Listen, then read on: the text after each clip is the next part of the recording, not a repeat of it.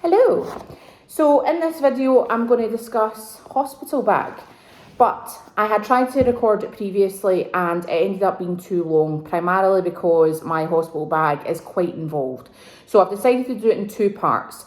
First part is this, which is the baby's bag, plus some food and snacks that you might need to take for either if you're in there for a while, if you're being inducted, or for post-labour and recovery as well, depending on what happens. You're better to be over-prepared, especially when it comes to snacks. So, and then in part two, which will be a separate video, I'll discuss what I included in my hospital bag as well. So we'll just get started. First critical item, actually, before I go on to anything else, that you will need for bringing a baby home is a car seat, okay? So if you're planning to bring your baby home in a car, in a taxi, anything broom broom, you need a car seat legally, right?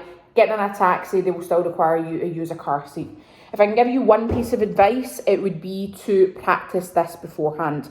So you don't want to have to be dealing with trying to figure out how to attach the car seat into the car, ensure it's secure and safe for bringing your baby home for the first time, standing in a hospital car park. So I'd encourage your husband, your partner, your birth partner, whether that be your mum, your friend, whoever's going to be in charge of doing that, to practice. So get it in, practice getting the seat in and out, make sure that they are well versed in how it works, basically. All right, so that's item number one. Item number two, what do we think of when we think of babies? One of the things I think of is shit. Poo. Joyous bodily functions. So, nappies. I've taken 10. You get different sizes. They actually give you generally directions on like weight as well.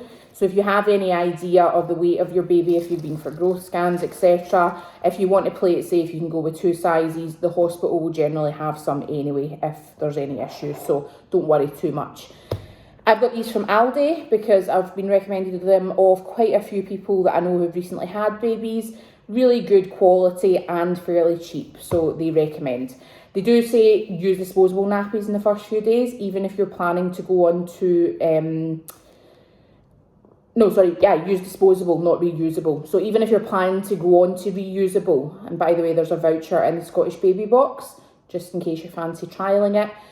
For reusable, even if you plan on going on to it after, they recommend using disposables in the first few days. You will also need cotton pads, primarily. I've got a few water wipes in there, although they do say you shouldn't really use any products on your baby, specifically in the first 7 days. So especially with the type of poo that they have in the beginning, it's called meconium.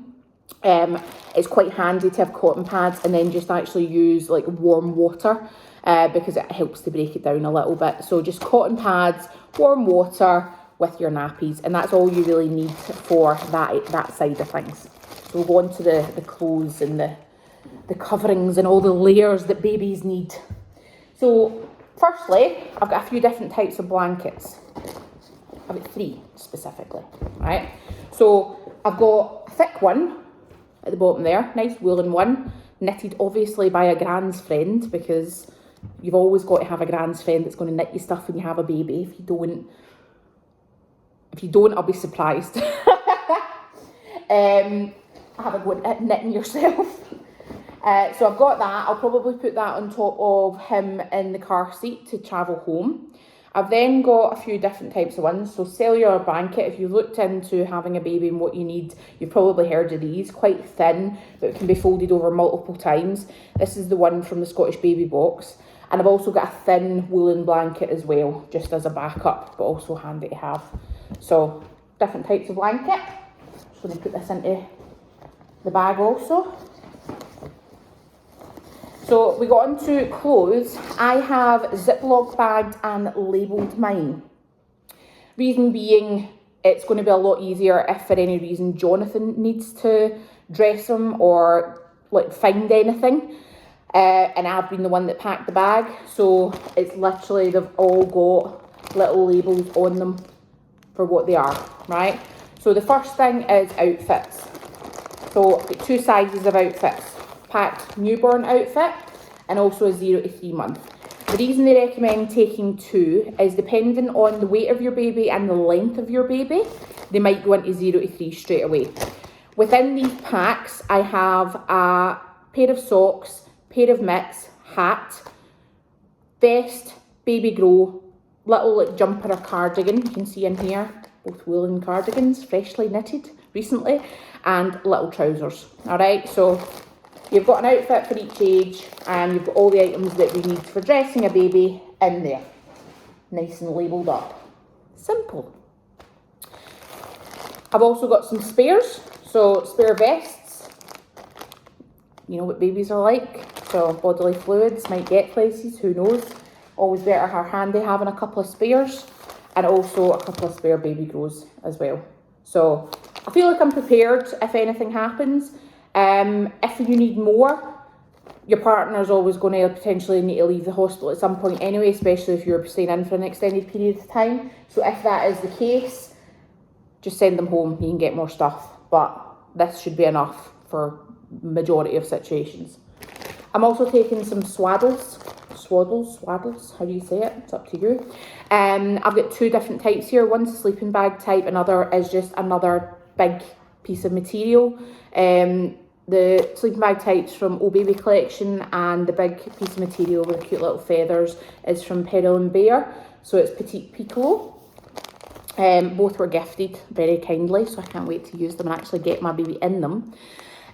So taking them because apparently it can be quite useful. You know, the baby is tucked away nice and cute in here, like a wee ball, used to being kind of like swaddled up, so it might bring them comfort if they're struggling to settle.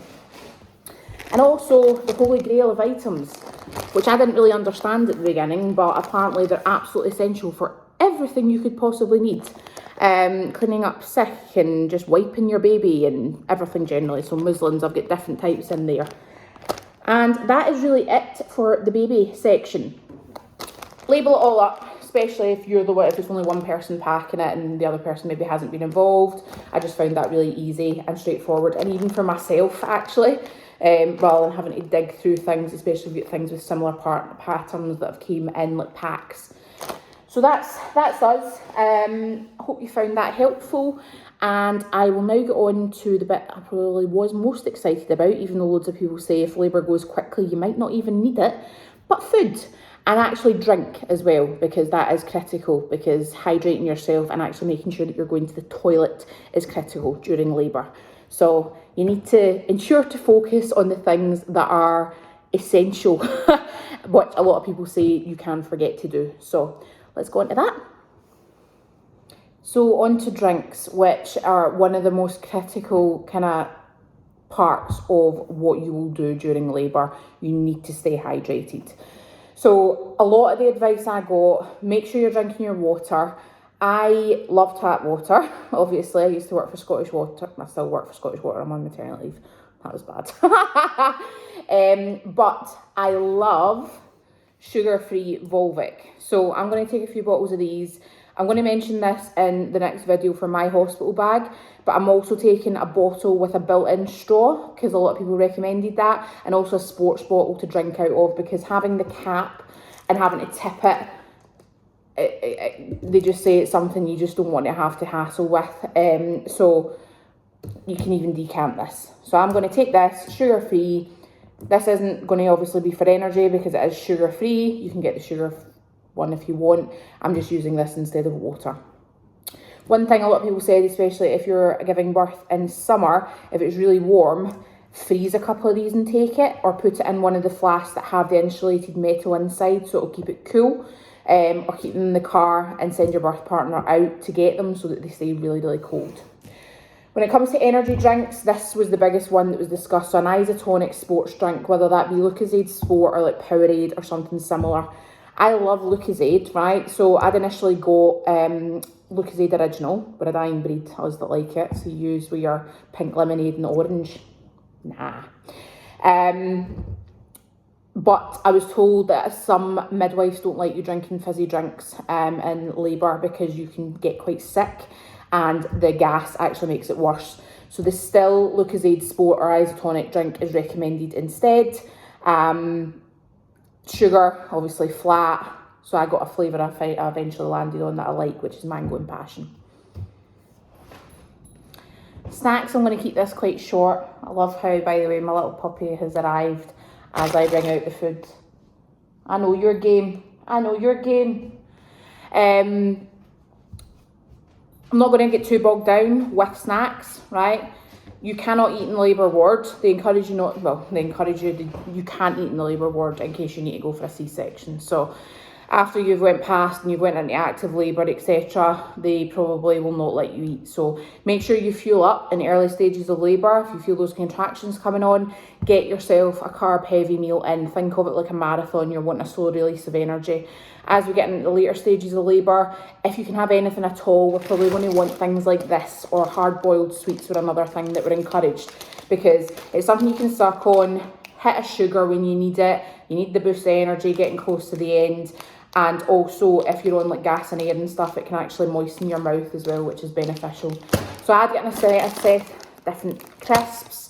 One person did say that you don't want to be doing that in the recovery ward at night time if people are sleeping, so be careful of rustlability of snacks.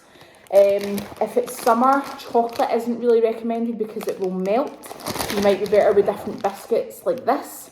For me, I mean, who doesn't love a chocolate covered lotus biscuit? And I love Viennese. See, Fox's Viennese, these are just like... Anyway, I could go down a rabbit hole when it comes to snacks, right? These are for Jonathan, because he loves them. You need to remember for snacks for your husband as well, because they actually don't get fed in hospital.